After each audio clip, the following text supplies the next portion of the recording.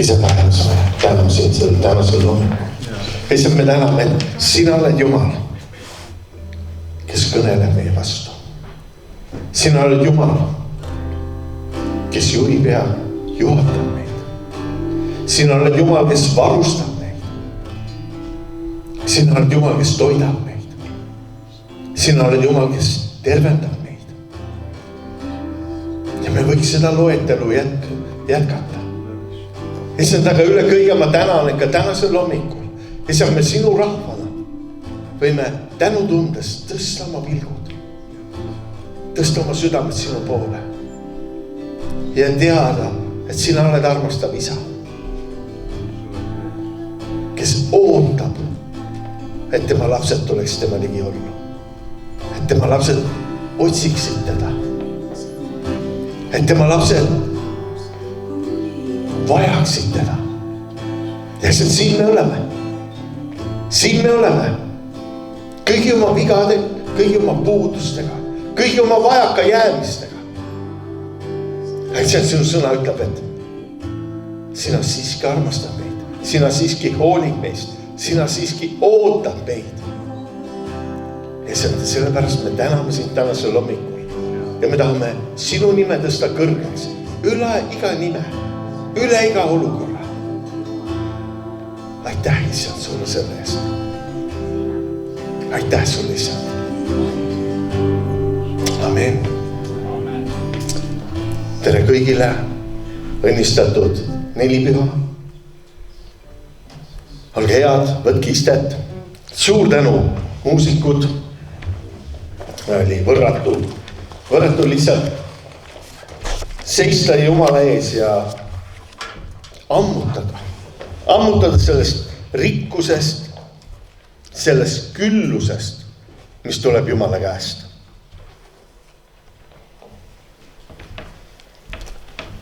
Nii nagu ma ütlesin, et täna on nelipühipäev. Ja siis te võite juba ette aimata, et mis see sõnum on. Mis see muud on kui nelipühapäeva sõnum. Nii et sa võid oma piibli avada Apostlite tegude raamatu 2. peatükist ja ma loeksid mõned salmid. Aga nii nagu hommiku palves olleski, palvetasime ja kogesime, kuidas Jumal ütleb, et tema roog on iga päev värske. See sõnum on mitu tuhat aastat vana. Aga kui sa loed seda, siis see on täna värske. See on see, mis täna toidab sind. See on see, mis täna juhib ja juhatab sind. Ja Jumala sõna ütleb nii. Kui nelipühipäev kätte jõudis, olid nad kõik üheskoos, ühes paigas ja äkitselt tuli taevas kohin, otse kui tugev tuul oleks puhunud ja täitis kogu koja, kus nad istusid. Ja nad nägid otse kui hargnevaid tulekeeli, mis laskusid iga üksiku peale nende seast. Ja nad kõik täideti püha vaimuga ning hakkasid rääkima teisi keeli, nõnda nagu vaim neile andis rääkida. Jeruusalemmas oli aga elamas juute, vagasi mehi kõigi rahvaste keskelt, kes on taeval. Kui nüüd see hääl kostis, tuli kokku nende kogukond ja kõiki valdas hämmastus, sest igaüks kuulis räägitavat oma muret. Nad jahmusid ja panid imeks, öeldes, ennäe, eks need kõik, kes räägivad, ole galilealased. Kuidas siis meist igaüks kuuleb oma sünnimaa murret? Meie partlased ja meedlased ja eemlased ja kes elame Mesopotaamia, Juuda, Kappadookia maal, Pontoses ja Aasias, Früügias, Pamfüülias, Egiptuses ja Liibüa maades, Küreene pool. Ja siia elama asunud roomlased, juudid ja nende usku pöördunud kreeklased ja araablased, kuidas me kuuleme räägitavat meie endi keeles Jumala suuri asju. Nad kõik olid jahmunud ja kahe vahel ning ütlesid üksteisele, mis see küll peab olema? Mõned aga ütlesid pilgates, nad on täis magusat veini. See on Jumala sõna.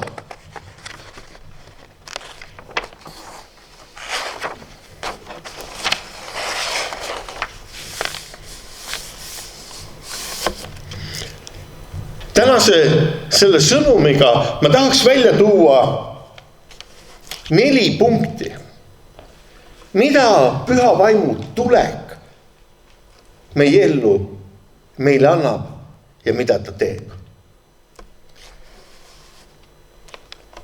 Esimene punkt on see, et püha vaim teeb meid võitjateks.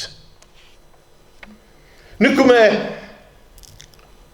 oleme lugenud piiblist enne seda, kui Jeesus ristisurma läks, enne seda, kui ta suri ristil ja üles tõusis, ta juba rääkis oma jüngritele, et ma ei jäta teid vaeslasteks, ma saadan teile teise trööstija. Õige, mida me sellest peaksime nagu mõistma, on see, elada kristlasena. Me ei pea tegema seda oma jõust, oma tugevusest, oma tarkusest. Vaid see tõotus Johannese evangeelium 14. peatükis 18. salmis, et ma ei jäta teid vaeslasteks. Õigemini see ütleb, ta ei jäta meid olukorda, kus meil oleks midagi puudu. Nii et kui tema püha vaim tuleb, siis tema varustab meid. Sellepärast ka 4 püha päeva loetakse ka koguduse sünnipäevaks. Enne seda lihtsalt kogudus ei olnudki võimeline tekkima. Seepärast see oleks siis inimlikus jõus, inimlikus plaanis. Aga püha vaimu tulek on see, et tema on koguduse halaloidja. Tema on kristlaste usu säilitaja. Nii et täna siin olnud täna, ja kes me oleme täna, ilma püha vaimuta, ei oleks see võimalik.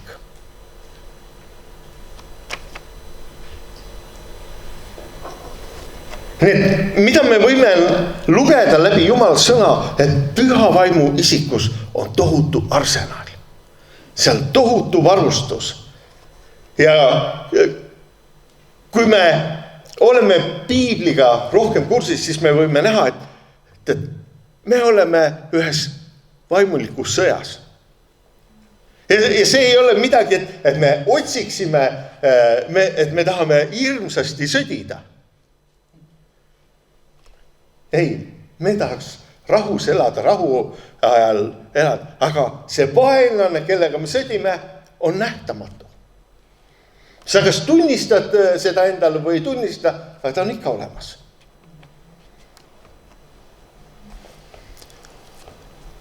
Ja sõjas on üks oluline asi, et peab olema võitja.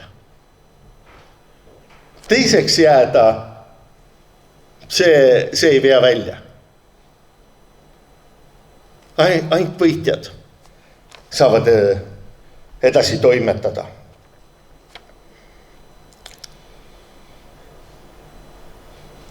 No, mida me peaksime mõistma, et kuradi üks taktika on võtta ära meilt võitlusvõime, tahe võidelda.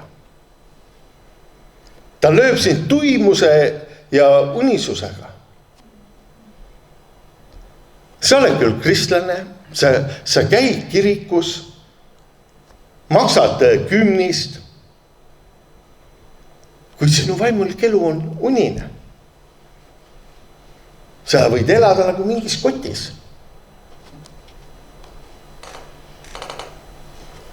Nüüd, püha vaimuga täidetud kristlase üks põhilisemaid tunnuseid on see, et ta on võitlusvõimeline. Tal on see tahe. Tal on see igatsus. Oh Jumal, mida ma täna peaksin tegema? Kuhu ma täna peaksin minema? Mida sa täna ootab minult?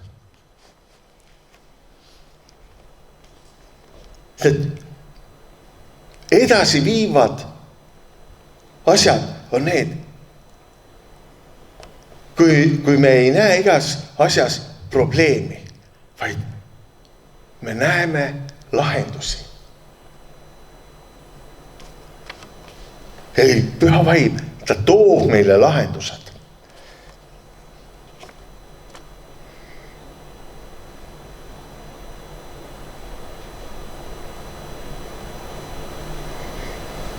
Nüüd, Stefanose lugu piiblis näitab seda, et kui püha vaim täidab inimese, siis ta teeb tema võitjaks. Olenemata välistest olukordadest, olenemata sellest keskkonnast, mille keskel sa oled.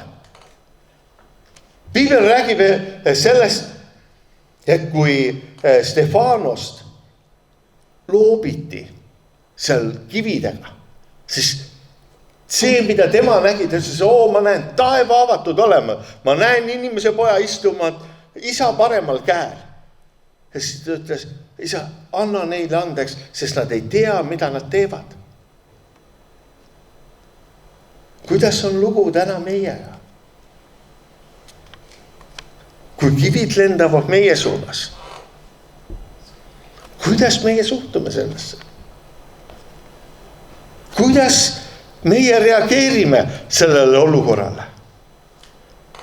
Kas meie pilk on kohe maas ja jälgi, kus on rohkem ja lahtiseid kive, et saaks vastu anda?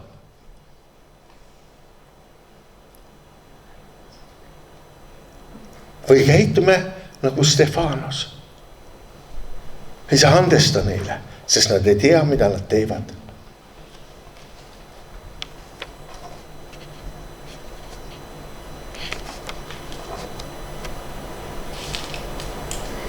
Tänapäeval tõlgendatakse sõna võitja seoses edukusega. Eriti majandusliku edukusega.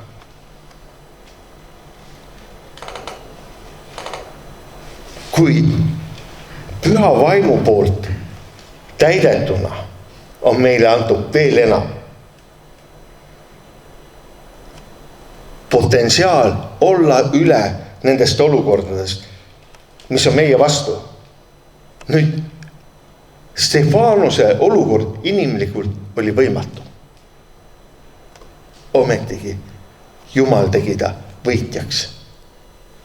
Selle olukorra keskel ta oli võitja. Matteuse evangeelium 10:39 ütleb, kui keegi tahab oma elu päästa, siis ta kaotab selle. Kui aga keegi kaotab oma elu minu nime pärast, siis ta võidab selle.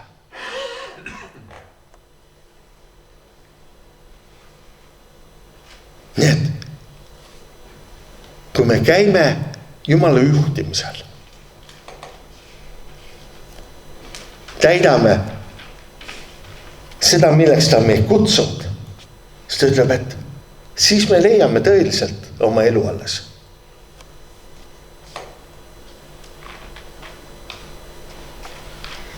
Nüüd, oluline mõiste, kui püha vaim täidab meid, siis see annab meile tugevuse, mille vastu ei saa enam ükski jõud. Sest ei ole maailmas jõudu, mis saaks vastu püha vaimule. Ja ometigi, kui palju kordi me oleme seda alahinnanud. Sõna ütleb, meile on antud püha vaim. Meile on antud see ressurss. Ja see on arsenal, mis ei saa kunagi otsa. Sõltumata olukordadest.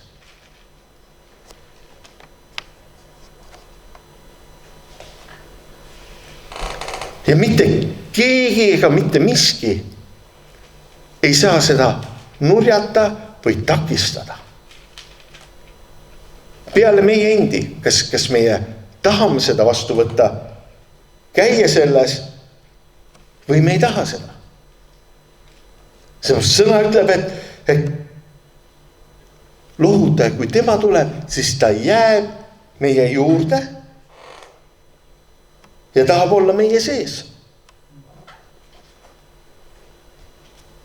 Ja see ei ole niimoodi, et üks kord on ja teine kord ei ole. Olete olnud oma elus sellises olukorras, kus te tunnete, Jumal, no sina küll minu juures ei ole. Sellepärast, kas oled läbi kukkunud, oled mööda pannud, see tunne on nii sant. Ja ometigi sõna ütleb, ta on meie juures ja ta on meie sees. Olemata sellest, mida me tunneme, mida me näeme. Kui sa oled ta kutsult oma ellu, siis ta ei käi nii, et no täna ma tulen ja siis natuke vaatan, kuidas on, siis lähen minema. Ei, ta tuleb ja ta täidab meid. Ta tuleb ja sõna ütleb, et ta teeb eluaseme meie juurde ja meie sisse. Seepärast ta ütleb, teie ihu on elava Jumala püha vaimu tempel. Sinu ihu on tempel. Nii et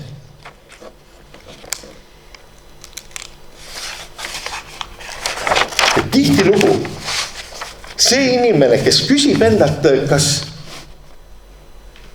Jumal on ikka minu sees või ei ole, et ma olen nii ekslik ja puudulik. Tead, mul on sulle üks hea sõnum. Kui sa seda tunned, siis kindlasti ta on sul lähemal. Kui sellele inimene, kes ütleb, mul on kõik vägev, äge. Sellepärast, et püha vaim teeb meid tundlikuks ka eksimustele, patule.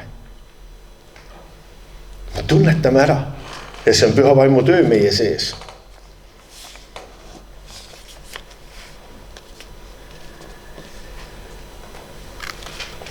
Nüüd, püha vaim saab siin hoida vaimulikult tervena. Nüüd tänapäeval on palju kristlased läinud eemale Jumalast, Jumala rahvast ja kogudusest. Mitmed on pettunud ja kibestunud, mõned lausa täis viha ja andeks andmatust. Nad süüdistavad teisi selles või teises. Armas sõber, täie tõsidusega ütlen ma seda, kui Jumala vaim elab sinu sees, siis ei ole mõeldav selline kibestumine. Tõenäoliselt ei ole siin probleem mitte selles, et keegi oleks kellelegi liiga teinud, vaid hoopis tükis on kadunud ära see osadus püha vaimuga.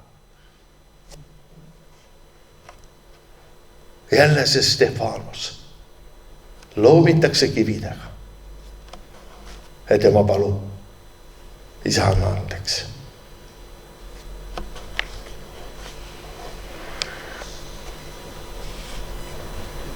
Ja see on koht, kus me vajame, et Jumal, ole meile kõigile armuline.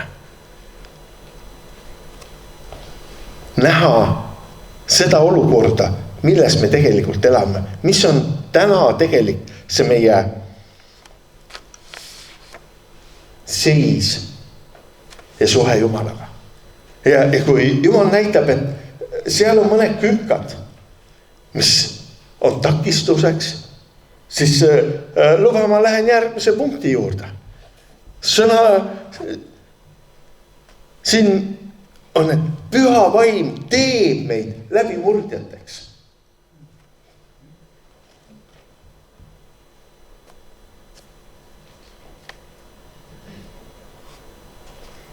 Jeesus oli läinud ära taevasse, jüngrid olid aga kartuse ja hirmuga istumas ülemises toas, ilma täpsemalt teadmata, mis on toimumas. Jeesus oli küll neile ütlen, et nad ootaksid, kuni nad saavad väe kõrgest. Jeruusalemm oli linn, milles oli toimunud Jeesuse ristilöömise sündmused. Seal olid jüngrid hirmuga laiali jooksnud, kuid seal samas istusid nad ülemises toas, kus sai alguse täiesti uued ja pöördumatud sündmused. Nüüd oluline on mõista, Jumal ei soovi, et me põgeneksime sellest kohast, kus me oleme läbi kukkunud.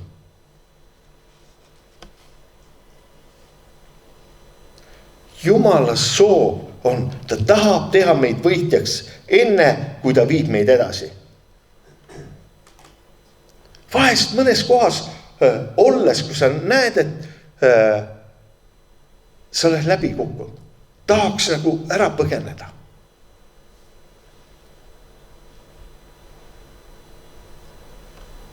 Kuid nii me võimegi terves elus jääda selleks põgenejaks.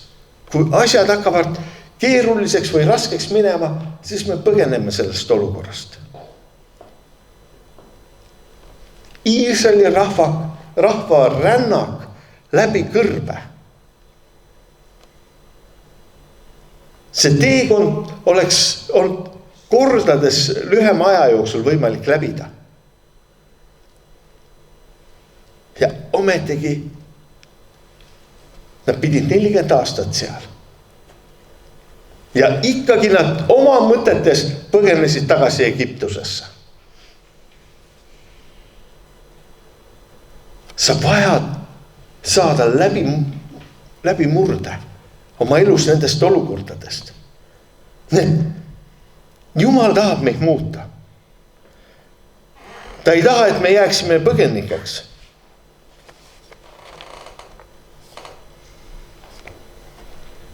Vahest võib tunduda see, kui kaua ma pean kannatama ja ootama. Kuid Jumala soov on viia sellest läbi.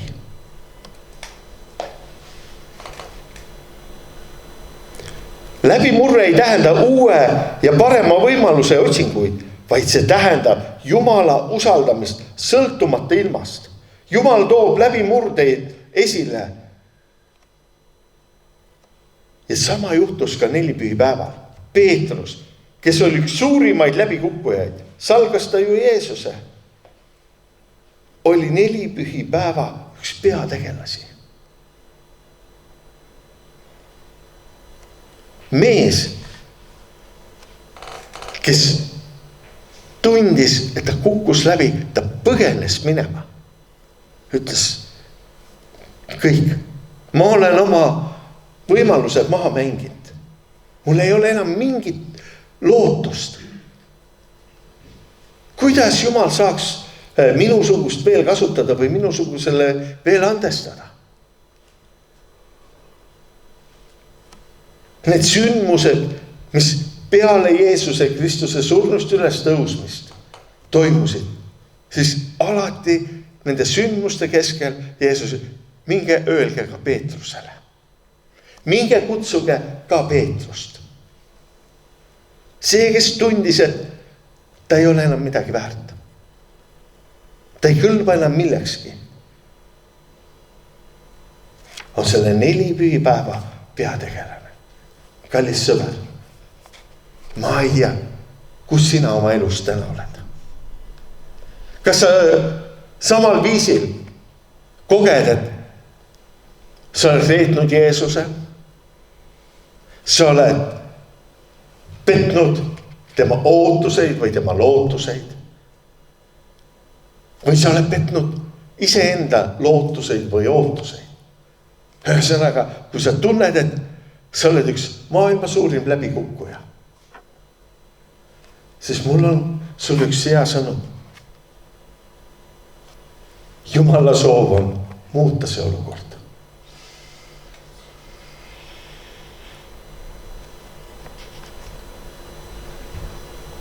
Et tuua sinna üks selline läbimurre,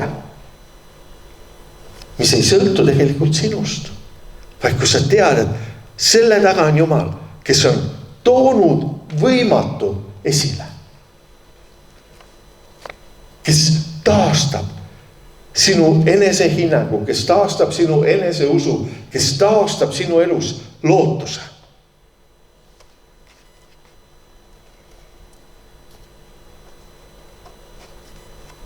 Nüüd veel oluline, mida sa peaksid teadma. Jumal ei hooli sellest, mis me minevikus oleme teinud, aga ta hoolib sellest, kas me oleme talle kättesaadavad täna. Kas me oleme valmis võtma vastu armu ja unustame selle, mis oli ning laskma pühal vaimu meie kaudu töötada. Teate, sõbrad, me ei saa kuidagi muuta seda, mis on minevik. Mingit moodi me ei saa seda muuta. Aga me saame otsustada siit maalt edasi, mis on see meie tulevik. See on täna meie käes ja meie võimuses. Kui me usaldame endid Jumala kätte. Kui me usaldame, et tema on vägev muutma meie elusid. Mul ikka ja jälle meenub Kathryn Kuhlmanist üks lugu. Ta on üks suurimaid naisevangeliste maailmas, kes on olnud. Tema elu oli päris keeruline.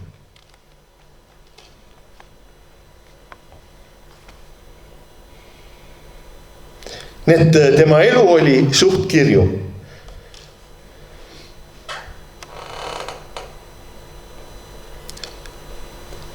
Ta oli Jumala teenistuses ja Jumal kasutas teda. See keskel ta lõhkus ära ühe perekonna abielludes ühe jutlustajaga, kes oli juba abielus. Ta oli küll teenistuses, kuid asjad ei läinud nii, nagu võiksid minna. Ühel päeval ta otsustas selle mehe juurest lahkuda. Aga asja tegi keeruliseks see, et ta armastas seda meest. Ja see mees oli ta ainuke sõber. Ta on kirjeldanud seda teekonda sealt. Käes mõned oma isiklikud asjad ühe kõige raskema kogemusena kogu elus. Ta ei teadnud, kuhu ta läheb ja mis edasi saab. Aga ta tundis südames vajadus panna Jumalaga asjad korda.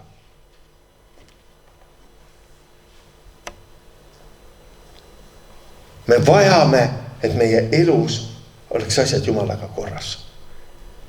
Mis iganes ka need asjad ei ole. Kui me tunneme, Püha Vaim ütleb, tead, sõber, siin on üks takistus, mis takistab, et ma võiks sinu elus liikuda ja toimida. Siis ole julge neid asju korda panema. Aastaid hiljem seesama naine, temal oli võimas teenistus, kus imed ja tunnustähed sündisid. Ja siis ühel teenistusel ta ütleb, kallid inimesed, ärge kurvastage Püha Vaimu, sest ta on mu sõber. Kallid õed ja vennad, kas meie suhe täna on Püha Vaimuga nii lähedane, et me võime öelda, Püha Vaim on meie sõber. Tõeline sõber. See ei tähenda seda, et sa tead teda, et sa tunned teda. Aga kas sa tunned teda nii lähedaselt, et sul on see sõbra suhe temaga? Kas sa kuuled teda oma sees rääkimas sulle, ilmutamas sulle asju?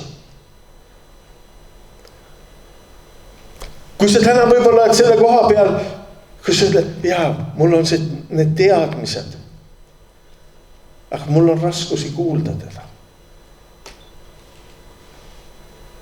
Mul on raskusi näha teda täna minu elus liikumas. Siis ma kutsun sind ülesse. Mis on see takistus? Et ma ei kuule sind. Mis on see barjäär, mis vajab minu elus kõrvaldamist? Võib-olla on see väike asi, võib-olla on see sinu jaoks suur asi. Aga igal juhul see on väga oluline asi.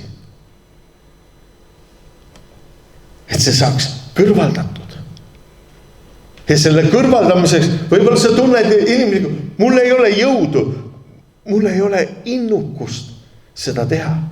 Siis ometigi sõna ütleb, et püha vaim teeb meid läbimurdjateks. Ta aitab meid läbi murda sellest raskusest, sellest keerukusest, sellest teadmatusest. Ta viib meid edasi.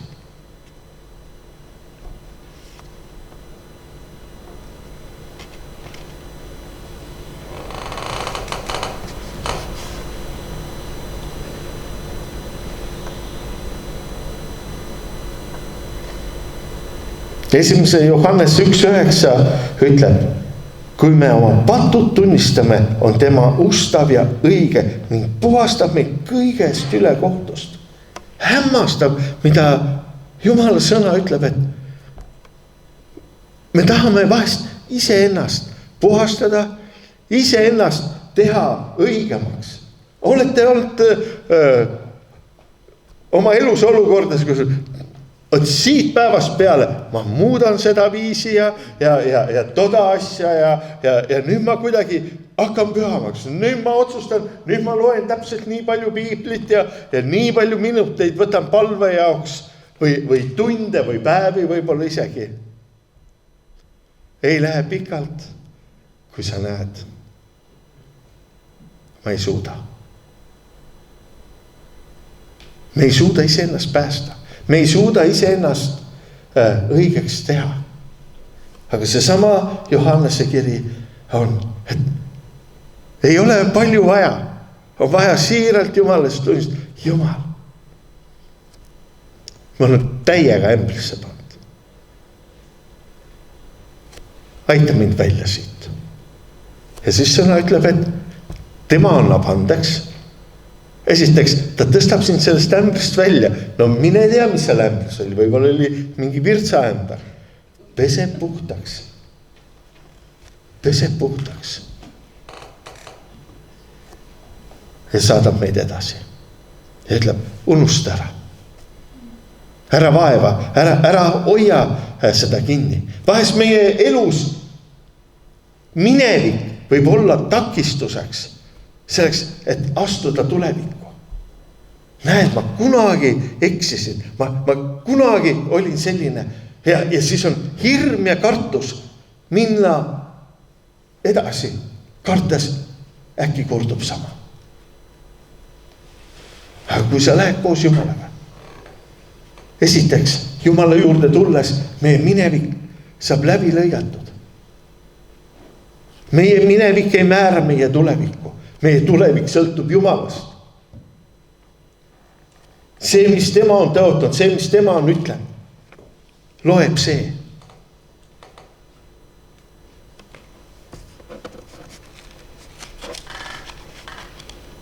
Nii et läbimurre tähendab seda, et võimatu saab võimalikuks.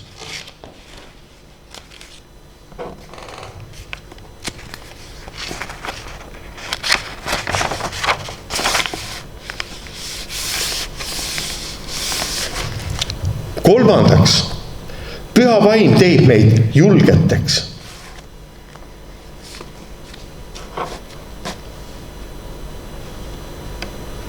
Nüüd, me jõuame ühe põneva koha juurde. Milles me vajame kõige enam julgust? Kui me oleme lühemat või pikemat aega käinud koguduses, käin koos Jumalaga, siis kuidagi siin koguduses olemine muutub väga mõnusaks. Siit uksest välja minna. Me ei taha. See tekitab kuidagi hirmu, kartust. Ja eelkõige kartust kuulutada evangeeliumi. Rääkida teistele Jeesusest. Rääkida teistest, kui imeline, kui hea on käia koos Jumalaga. Ja vahest võib selle kartuse põhjus olla see, et tihtilugu öeldakse, et tule Jeesuse juurde ja kõik sinu probleemid saavad lahendatud. No saavad lahendatud, aga mitte sellisel viisil.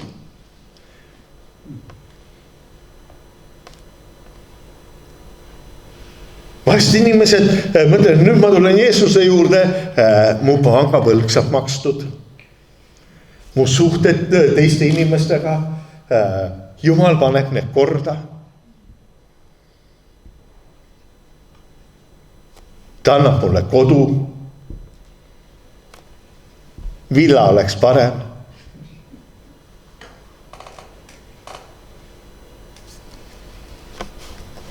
Aga see, mida Jeesus ütleb selle evangeeliumi all, see on rõõmusõnum päästest. Rõõmusõnum sellest, et sinu suhe Jumalaga saab korda. See on see Jeesuse tõotus.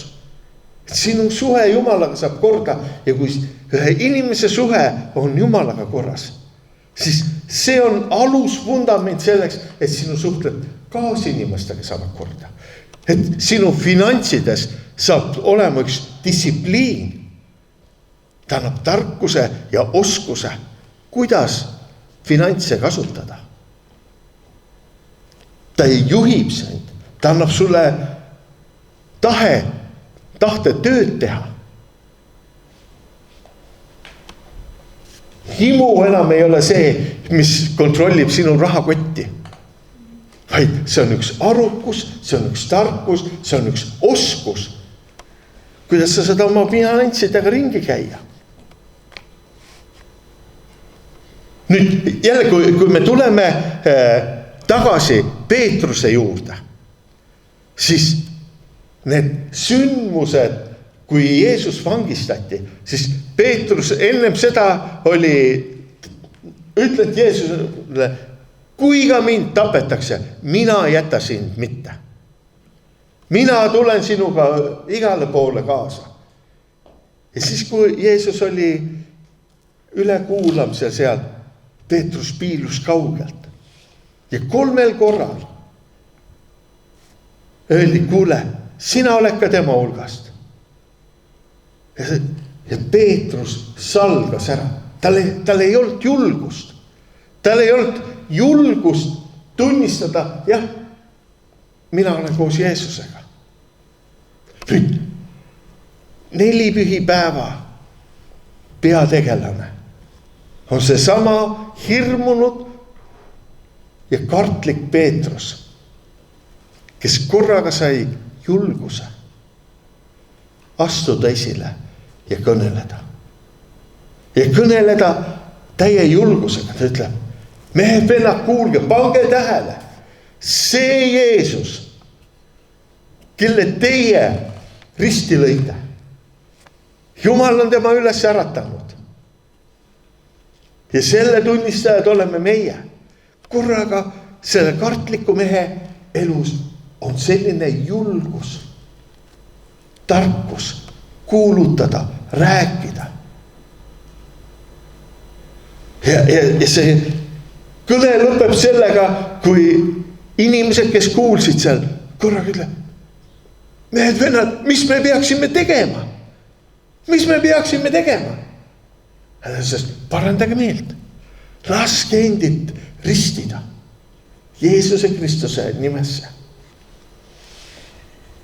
Nii et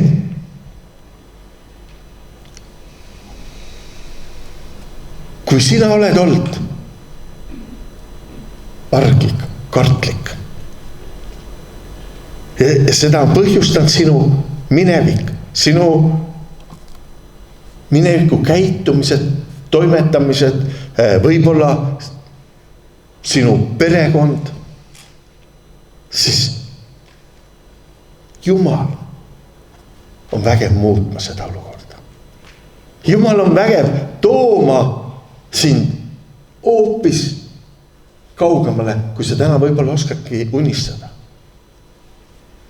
Ainus, mida ta vajab, on see, kui sa ütled, jah, Jumal, siin ma olen, kasuta mind, juhata mind, varusta mind.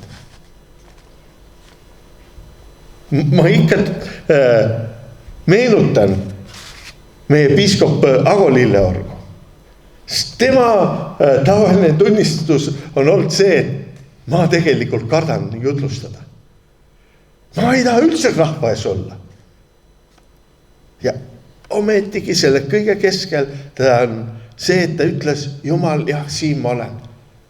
Jumal on tõstnud teda, Jumal on viinud teda, Jumal on kasutanud teda ja Jumal on tema läbi nii palju inimesi juhatanud suhtesse Jumalaga. Üks olen mina.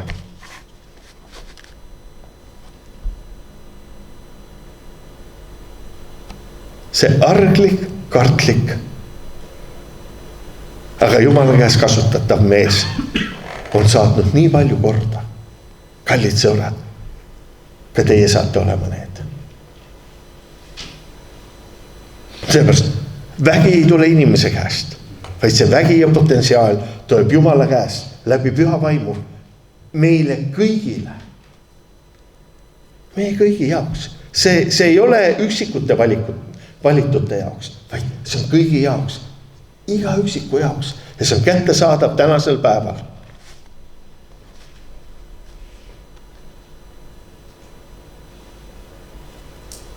Nüüd, mis on veel nagu hästi oluline ja see on 4. ja viimane punkt. Püha vaim liidab meid kokku.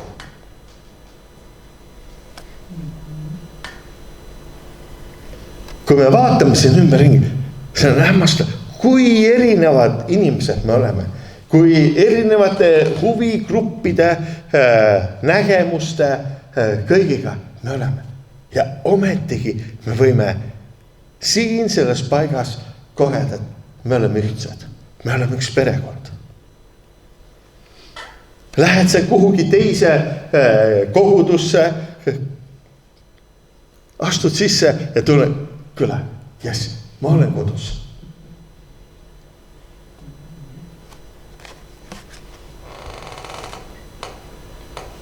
Me oleme minu firmaga suht palju Euroopas ringi reisinud ja oled kuskil võõras linnas, võõrad inimesed ümberringi, siis see kiik, kes meil on, ta alati veab meid läbi kirikute. Need enamus suurlinnade kirikud on mul läbi käidud. Ei tunne sa keelt, ei tunne sa ühtegi inimest, astud üle selle kiriku läve ukse ja tunned, kuule, ma olen oma perekonna keskel. Ja see on see, mida teeb püha vaim. Püha vaim liidab oma rahvast. Nüüd Apostlite tegude 4:32 ütleb, usklike hulk oli üks süda ja üks hing. See oli algkoguduse päevil. Kallid sõbrad. See võib ka olla tänasel päeval. Üks süda ja üks hing. Et üks kogudus toimib ühtsena. Üks kogudus on üks meeles. Ja selles on tohutu potentsiaal, selles on tohutu jõud. Keskenduda nendele väljakutsetele, nendele ülesannetele, mida Jumal täna annab. Ja selle keskel me võime näha, et on keegi, kellele ei meeldi see, et koguduses on üksmeel. Ja see on hingevaenlane. Ta tahab külvata lahkmeelt, riidu, kadedust.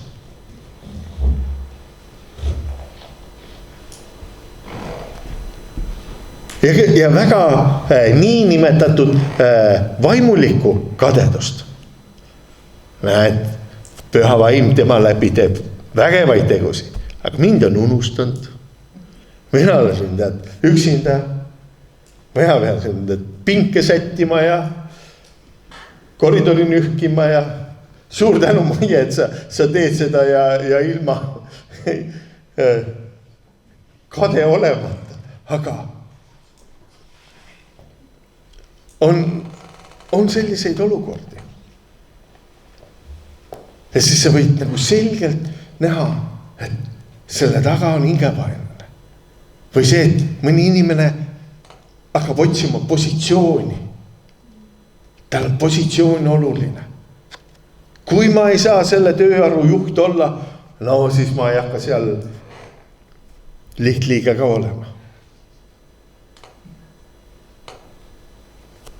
Teate, hea meelega mina istuks pingis ja ma ei tõuseks sealt, ma ei trügiks siia kantsli poole. Aga see on minu kutsumine. Ja ma pean olema sõnakuulelik. Sellepärast ma näen, et on nii palju andekamaid, palju potentsiaalikamaid inimesi, kes võiks sõna jagada, kes võiks toimetada. Ja ma annangi neile ruumi. Aga kõige olulisem selle juures on see, et me oleksime sõnakuulelikud Jumalale. Oleksime tänulikud nende võimaluste eest, mis Jumal täna meie kätte on andnud. Ja oleksime nendes vastutustundlikud. Mul tuleb meelde Märt Vähi üks tunnistus, kus ta räägib sellest, kuidas Lootuse küla sai Kanadasse rajatud. Ja seal ühes ilusas jõeäärses kohas suur maala ja siis nad lähevad seda ostma ja nad teevad kaupa ja siis Märt ütleb, et me ostame selle $1 eest. Ja selles mõttes, okei, vormistame ära. See maa oli väga väärtuslik maa. Ja siis Märt küsib, et miks sa olid nõus sellise summa eest? Ja selle mehe vastus oli see, et vaatasin jõe ääres, kui palju siin on maid. Aga Jumal on valinud ja arvanud minu maa väärt olema selle asutuse jaoks.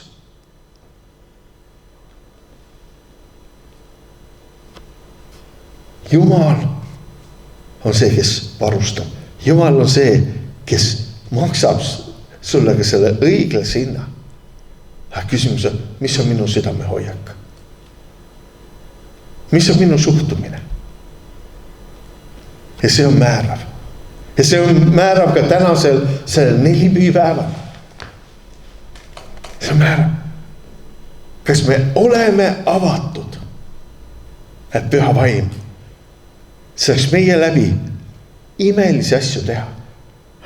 Kui sa loed apostlite tegude raamatud, siis seal on kirjas ja palju vägevaid tegusi sündis apostlite käte läbi. Täna ma vaatan ringi. Siin on ühed apostlid. Siin on ühed apostlid, kes on vägevad rajama, kes on vägevad viima Jumala tööd ja plaani edasi.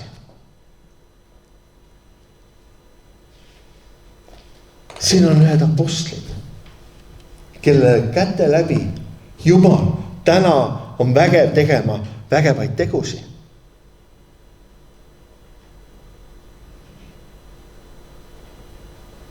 Seepärast tema on väeallikas. Sina oled astja. Võib-olla sa oled täna oma elus sellises kohas, kus sa tunned, et sa oled üks katkine astja.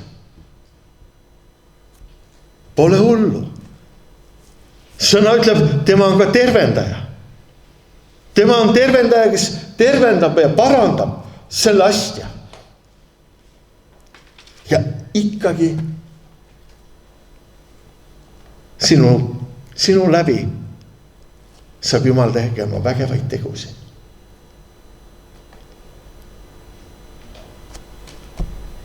ma palun, et me tõuseksime. Ma tõmban siin kohal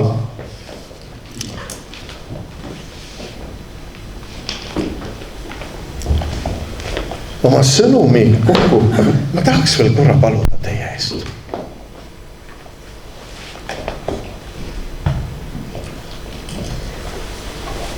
Isand taevas, ma tänan sind selle eest, et sina ütlesid, sa ei jäta oma lapsi vaeslasteks, vaid sa saadad meile teise trööstija. Sa saadad meile püha vaimu, kes on meie juures ja kes on meie sees. Issand, täna me oleme kogudusena nii tänulikud, et püha vaim, sa oled tulnud. Sa oled siin meie juures ja sa oled meie sees.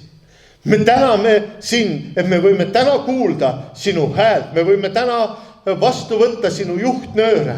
Me võime täna käia selles väes ja selles meelevallas, selles arsenalis.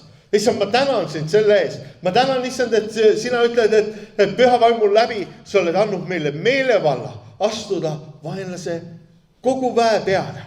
Issand, ma tänan, et sa oled oma koguduse, sa oled oma rahva tõstnud kõrgemaks üle iga olukorra, üle iga probleemi. Sa oled andnud meile sellise varustuse, millega me võime purustada kõik ahelad, kõik sidumised, kõik rõhumised.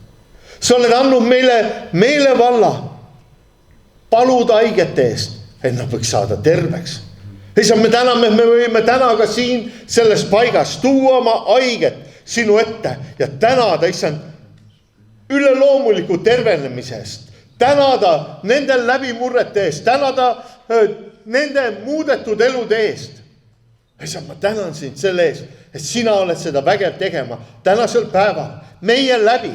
Issand, ma palun, et sa täna oma püha vaimul läbi julgustaksid ja kinnitaksid igat üksikut siin viibijat, igat üksikut, kes võib-olla meedia vahendusel saab osa sellest sõnumist. Issand, las see olla kui värske roog meie iga üksiku jaoks, mis ehitab, mis kosutab, mis annab meile jõu ja tugevuse ja julguse ja arusaamise sinu armus suurusest, rikkusest ja täiusest, milles me võime käia, milles me võime teenida.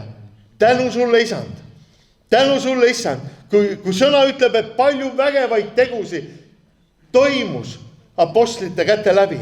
Issand, ma tänan, et nende käte läbi, kes täna on siin, võib väga palju vägevaid tegusi toimuda, esile tuua. Issand, ma tänan, et selle läbi, issand, sinu armu evangeelium võid levida ja puudutada inimesi. Issand, ma tänan sind, issand, tänu sulle. Issand, ma palun tõesti, et igaüks, kes täna siit sellest paigast lahkub, issand, võiks olla täis seda värsket tuld, täis seda püha vaimu väge, täis püha vaimu juhtimist, ülevoolaval viisil. Issand, ma palun, las sinu poja veri puhastada ja vabastada, kes tunneb, et ta vajab täna saada uuendatud. Püha vaim, ma palun, pane oma pitser nende peale ja kinnita neid, julgusta neid, tõsta neid ülesse. Jeesuse Kristuse nimel. Issand, ma palun, täida meid oma püha vaimuga. Ülevoolavalt. Issand, ma palun, las sinu jõgi voolata täna sinu rahva sisse. Las see tuua selle rõõmu, selle rahu, selle kindluse, selle üksmeele meie keskele. Jeesuse Kristuse nimel. Issand, las see viia ära kõik selle, mis tahab meid takistada, mis tahab meid kuidagi kinni hoida, mis tahab meid siduda, mis tahab meid vangi võtta. Issand, pühi ära see. Jeesuse Kristuse nimel. Amen. Olge head, võtke istet.